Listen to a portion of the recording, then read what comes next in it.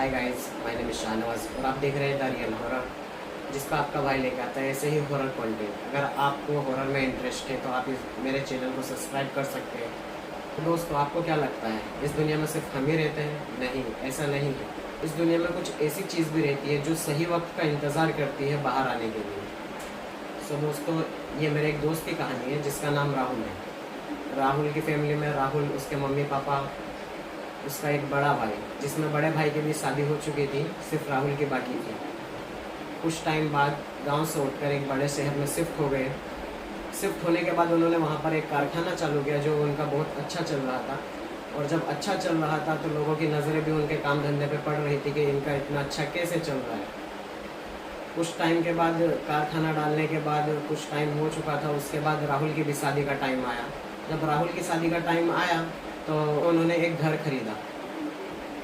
जब घर खरीदा तो खरीदने के बाद उसके मम्मी पापा ने सभी रिश्तेदारों को बुलाया गृह प्रवेश की पूजा के लिए। तो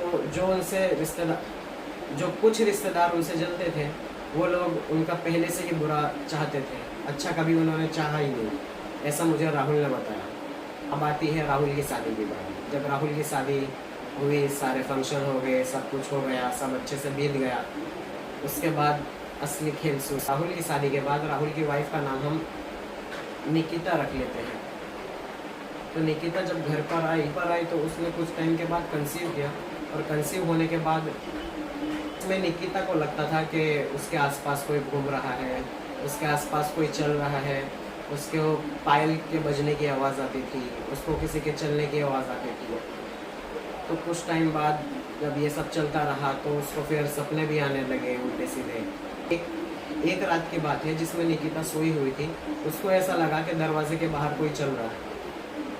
चलते चलते वो इंसान अंदर आया। अंदर आने के बाद उसने निकिता को पास आकर बोला कि ये बच्चा मुझे दे दे, नहीं तो मैं तुझे खा जाऊंगी।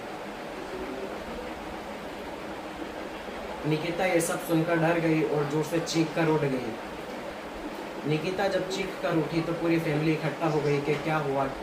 तो जो निकिता के साथ हुआ था, निकिता ने बताया फैमिली वालों को कि मेरे साथ ये सब हुआ है। तो फैमिली वालों को लगा कि स्ट्रेस होएगा, फैमिली वालों को लगा कि दिन में ज़्यादा थक गई होगी, काम ज़्यादा कर लिया, इसलिए सब ऐसा दिखाई दे रहा है। तो किसी ने दिमाग पर नहीं लिया इतना, और वो रात ऐसे ही कट गई। और अगले दिन की रात आती है। जब अगले दिन रात को सोई निकिता तो उसको एक औरत चलते हुए दिखी जो उसके पास आई और आकर उसके बेड के चारों तरफ घूम रही थी। इधर से इधर, लेफ्ट से राइट, राइट से लेफ्ट, इधर उधर घूमते घूमते उस औरत ने आके निकिता के सिर पर हाथ रखा और हाथ रखकर बोली कि बेबी मुझे दे दे, नहीं तो मैं तुझे खा जाऊंगी, तेरे पूरे परिवार को खा जाऊंगी। सर पर हाथ फेरते फेरते उसने निकिता के टमी पर हाथ फेरा और उसको ऐसा लगा कि उसके पेट में उसने हाथ डाल के बेबी बाहर निकाल लिया और निकाल के वो खाने लगी। जैसे ये देखा निकिता ने और उसको पेन हुआ, और पेन होते ही उसने चीख मारी ज़ोर से और उठ गई। उठने के बाद जब सब उठे घर वाले, उसके पास सोया उसका हस्बैंड राहुल। उसने पूछा क्या हुआ निकिता, क्या हुआ, ये सब करके उसके घर वालों ने पूछा। तो तब सब बोला कि मुझे पेन हो रहा है तो हॉस्पिटल लेकर चलो। हॉस्पिटल ले जाने के बाद डॉक्टर ने बोला कि अब बहुत देर हो चुकी है। ये सब होने के बाद निकिता स्ट्रेस में आ चुकी थी बहुत ज़्यादा। और जब वो स्ट्रेस में आई तो फिर अपने आप को भी ख़त्म करने की कोशिश की। टाइम के बाद राहुल के पापा ने एक पंडित को दिखाया। पंडित को दिखाने के बाद पंडित ने बोला कि ये एक डायन है जो आप पर छोड़ी गई है, खुद से नहीं आई, इसको छोड़ा गया है। अब ये आपके हर एक फैमिली मेम्बर को लेके जाएंगी।